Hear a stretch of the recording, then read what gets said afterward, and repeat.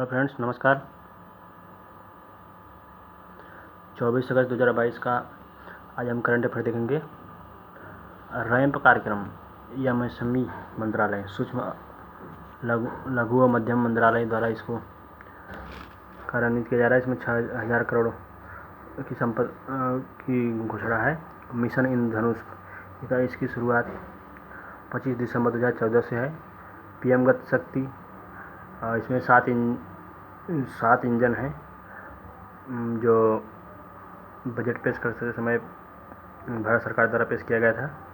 और operation 8 RPF द्वारा तस्करी रोकने के लिए है। और सौभाग्य योजना है जो विद्युतीकरण से है। 25 सितंबर 2017 को शुरू किया गया था। राजस्थान इसमें सौर विद्युतीकरण में प्रथम स्थान पे है। और बेटी बचाओ बेटी पढ़ाओ पानीपत से, हरियाणा के पानीपत से प्रधानमंत्री द्वारा शुरू किया गया था 25 जनवरी 2015 को, 22 जनवरी 2015 को। और मृदा स्वास्थ्य कार्ड 19 फरवरी 2015 से शुरू किया गया था सूरतगढ़। नव भारत साक्षरता कार्यक्रम 2022 से 2027, ये इम्पोर्टेंट क्वेश्चन है। नव भारत साक्षरता कार्यक्रम 2022 से 2027 तक ये चलेगा। 15 वर्ष से अधिक के बच्चे के लिए साक्षरता है। और इसमें 1,37 करोड़ की पूंजी से खर्च किया जाएगा। इसका थीम है एजुकेशन फॉर ऑल। जीवा कार्यक्रम ये नाबार्ड द्वारा शुरू किया गया है। और project Ahar Assam skill development के लिए है। और मेरी पॉलिसी मेरा हाथ पीएम फसल बीमा योजना।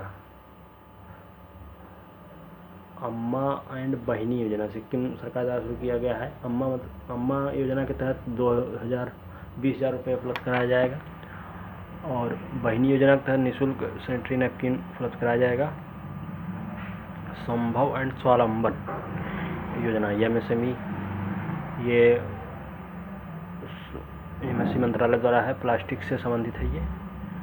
और समर्थ योजना ये भी एमएसएमई मंत्रालय द्वारा है। कौशल्या मातृत्व योजना छत्तीसगढ़ सरकार द्वारा दूसरी बच्ची के जन्म पर 5,000 रुपया दिया जाएगा। और मातृशक्ति उद्यमिता योजना हरियाणा सरकार द्वारा लॉन्च किया गया है। Women at the work Karnataka.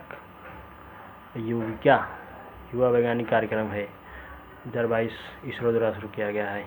Yuvika. Sujalam 2.0 22 मार्च गजेंद्र सिंह द्वारा, कैबिनेट मंत्री गजेंद्र सिंह द्वारा। इसकी थीम है ग्रे ग्राउंड वाटर, तब जल संरक्षण से संबंधित है। आयुष्मान भारत योजना 23 सितंबर 2018 से रांची झारखंड से शुरू किया गया प्रधानमंत्री द्वारा। इसमें 5,000 रुपया 5 लाख तक निःशुल्क 1 साल का स्वास्थ्य बीमा होता है। पीएम आत्मनिर्भर स्वस्थ भारत योजना, इसको बजट में पेश किया गया था इस योजना को। और वाराणसी में इसकी घोषणा हुई थी। 6 वर्ष के अंदर हेल्थ इंफ्रास्ट्रक्चर बिल्ड करना है। इसका लक्ष्य है 6 वर्ष के अंदर हेल्थ इंफ्रास्ट्रक्चर बिल्ड करना है। ग्राम उजाला योजना एलईडी बल्ब से संबंधित है। ये आरा बिहार से शुरू हुआ था। ये भी इम्पोर्टेंट है, बिहार स्पेशल के लिए है। पीएम किसान, इसमें 2,000 रुपया दिया जाता है। 2 हेक्टेयर से कम भूमि वाले किसानों को। इसकी शुरुआत 2019 से गोरखपुर से शुरू किया गया था प्रधानमंत्री द्वारा।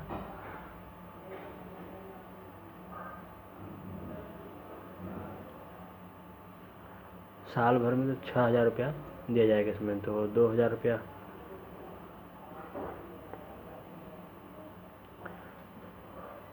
पहले एक पर किस्त 2,000 रुपया देता है। कैच दी रेन, इसके पूर्व राष्ट्रपति रामनाथ कोविंद द्वारा कैच दी रेन 29 मार्च 2022 को शुरू किया गया था।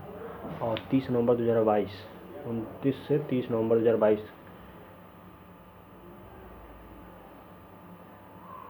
दूसरी बात की गई थी, जल संरक्षण संबंधित है ये।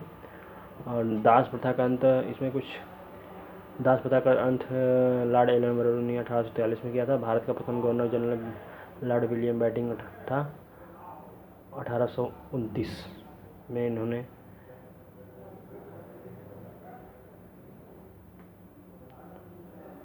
लॉर्ड विलियम बेंटिंक दास प्रथा का अंत लॉर्ड एलन बरोरो ने 1843 में किया था। यूनेस्को के बारे में थोड़ा देख लेते हैं। पेरिस में इसका मुख्यालय है और इसमें विश्व धरोहर, अमूर्त धरोहर, और इसमें देखिए नवीनतम अमूर्त धरोहर जो है 14 इसमें है, और दुर्गा पूजा को 14वां अमूर्त धरोहर शामिल किया गया है। नवरोज त्यौहार, कुंभ मेला भी इसमें शामिल है। नवीनतम नामित गरबा जो है इसको भी नामित किया गया है। नवीनतम गरबा डांस है जो इसमें गुजरात में स्थित है। गुजरात का मतलब डांस है ये, तो इसको अभी नामित किया गया है अमूर्त धरोहर में। हाल ही में किस राज्य में स्थित लिविंग रूट ब्रिज को भारत की तरफ से यूनेस्को के विश्व विरासत की संभावित सूची में शामिल किया गया? तो मेघालय में है ये। लिविंग रूट ब्रिज मतलब होता है जिसे दो वृक्षों की शाखाएं आपस में मिल जाती हैं तो उसको एक मतलब पुल की भांति बन जाता है, तो उसमें लोग नदी को पार करने में उसका यूज़ करते हैं।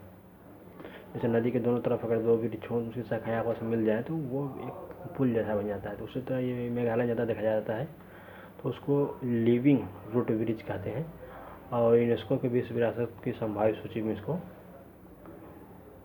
शामिल किया गया है। भारत के कुल विश्व धरोहर 40 हैं। इसमें विश्व धरोहर जो 40 हैं इसमें से 7 प्राकृतिक हैं, 32 सांस्कृतिक हैं और एक मिक्स श्रेणी में है कंचनजंगा विश्व धरोहर।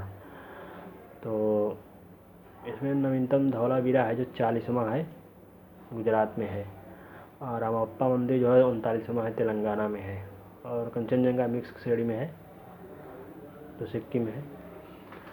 तो 14 से 21 अगस्त 2022 तक आयोजित खगोल विज्ञान और खगोल भौतिकी IOAA पर 15वां अंतर्राष्ट्रीय ओलंपियाड के भारत के किस स्थान पर रहा? तो उसमें तीसरा स्थान भारत का, प्रथम स्थान पर ईरान है, जॉर्जिया में आयोजित हुआ था। क्या आयोजित हुआ था? खगोल विज्ञान और खगोल भौतिकी पर 15वां अंतर्राष्ट्रीय ओलंपियाड में भारत किस स्थान पर रहा? तीसरा। भारत ने अंडर 19 एशिया कप 2021 के क्रिकेट का खिताब जीता श्रीलंका को हराकर।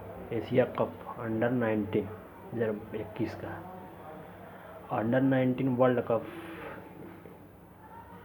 इंडिया ने जीता, विजेता इंग्लैंड था। तो दोनों इंडिया ने ही जीता अंडर 19 वाला वर्ल्ड कप। ये एशिया कप है, वो वर्ल्ड कप था। 16 जनवरी 2022 को किसने इंडिया ओपन बैडमिंटन 2022 में पुरुष एकल खिताब जीता है? लक्ष्य सेन। इंडिया ओपन बैडमिंटन 2022 पुरुष एकल खिताब, इंडिया ओपन बैडमिंटन चैंपियनशिप। 16 जनवरी 2022 को हिमाचल प्रदेश में 9वीं महिला राष्ट्रीय आइस हॉकी चैंपियनशिप 2022 शुरू हुई। इसके विजेता लद्दाख। ये इम्पोर्टेंट काफ़ी क्वेश्चन है। 16 जनवरी 2022 को हिमाचल प्रदेश में हुआ, ये काफ़ी इम्पोर्टेंट है। तो 9वीं महिला राष्ट्रीय आइस हॉकी चैंपियनशिप 2022 शुरू हुआ। इसमें विजेता लद्दाख है। हाल ही में किसने सैयद मोदी अंतर्राष्ट्रीय बैडमिंटन टूर्नामेंट 2022 में महिला एकल खिताब जीता है? तो सैयद मोदी अंतर्राष्ट्रीय जो है बैडमिंटन टूर्नामेंट में 2022 में महिला एकल PV सिंधु जीता है। इन्होंने कॉमनवेल्थ गेम में भी गोल्ड मेडल जीता है इसमें। तो सैयद मोदी अंतर्राष्ट्रीय बैडमिंटन में ICC women cricketer of the year 2021 का ICC cricketer of the year, ये भी इम्पोर्टेंट है। स्मृति मंदाना को दिया गया है। तो इसमें ऑस्ट्रेलियन ओपन देख लेते हैं। ऑस्ट्रेलियन ओपन 2022 में महिला एकल एशले बार्टी हैं और पुरुष एकल है राफेल नडाल जीता है, पुरुष एकल राफेल नडाल जीता है। तो ये भी काफ़ी इंपॉर्टेंट क्वेश्चन है। हेस्ले बार्टी और राफेल नडाल जो स्पेन के हैं। और 20 से 26 अगस्त 2022 तक 65वां राष्ट्रमंडल संसदीय सम्मेलन कनाडा में होगा, जिसमें भारत के लोकसभा अध्यक्ष भारत का प्रतिनिधित्व कर रहे हैं ओम बिरला। तो इसका थीम है inclusive, accountable and strong parliament. ठीक है, 65वां राष्ट्रमंडल संसदीय सम्मेलन। 23 अगस्त 2022 को रक्षा अनुसंधान विकास संगठन ने VLSRAM का सफल परीक्षण किया। यह सतह से हवा मार कर सकती है।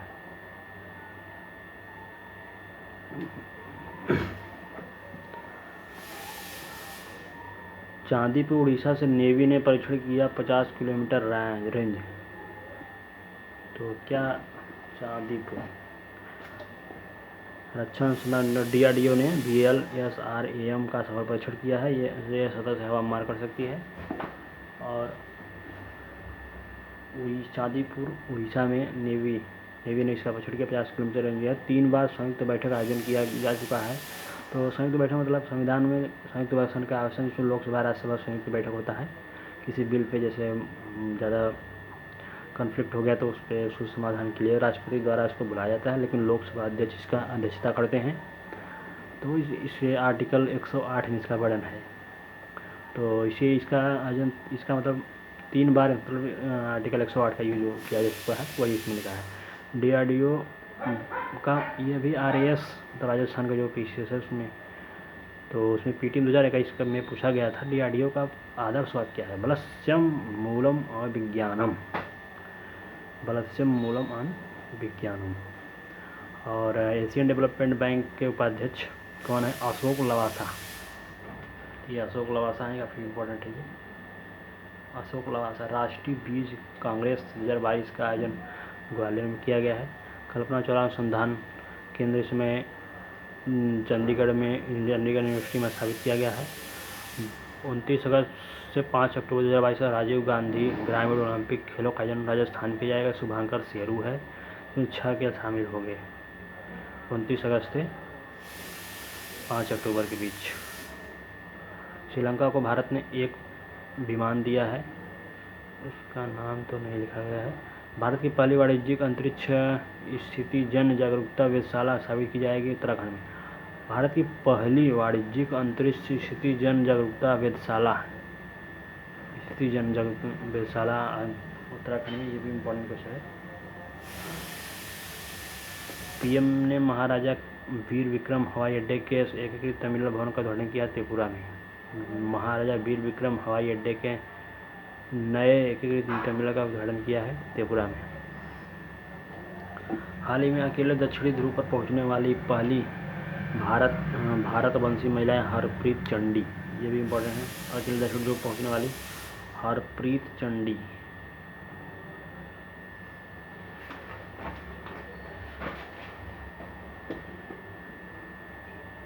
KVIC मतलब खाद्य ग्रामीण उद्योग मंत्रालय जो है KVIC ने देश की पहली मोबाइल हनी प्रोसेसिंग वैन को कहाँ लॉन्च किया है? गाजियाबाद में। KVIC ने पहली मोबाइल हनी प्रोसेसिंग वैन का लॉन्च किया है गाजियाबाद में। हाल ही में कौन अकेले विमान उड़ाकर दुनिया का चक्कर काटने वाली सबसे कम उम्र की महिला बन गए हैं? Zara Rutherford. लोकसभा अध्यक्ष ओम बिरला किस देश में स्वामी विवेकानंद और स्वतंत्रता सेनानी पांडुरंग खान खोजे की प्रतिमाओं का अनावरण करेंगे? मैक्सिको में है। FIFA 2026 कहाँ होगा? FIFA इसमें 2022 तो कतर में हो रहा है, फिर 4 साल बाद फिर अमेरिका में होगा, या उसमें 3 देश होंगे शामिल, उसके जो मेज़बान होंगे। तो US है, कनाडा है, मैक्सिको है। ठीक है। बुल्गारिया के सोफिया में अंडर-20 में विश्व कुश्ती चैंपियनशिप में विभिन्न वर्गों में 1 स्वर्ण 4 रजत और 11 कांस्य कुल मिलाकर 16 पदक जीते हैं। तो इसमें अंतिम बंगाल ने गोल्ड, जो ये गोल्ड मेडल मिला है भारत को 16 में से, एक वही अंतिम बंगाल ने जीता। बुल्गारिया के सोफिया में अंडर-20 में विश्व कुश्ती चैंपियनशिप में विभिन्न वर्गों में 1 स्वर्ण, 4 रजत और 11 कांस्य सहित कुल 16 पदक भारत ने जीता है। तो ये 24 अगस्त का करंट अफेयर था, जो ये उत्कर्ष क्लासेस द्वारा डिस्कस किया जाता है, तो उसका यह पूरा करंट अफेयर था। धन्यवाद।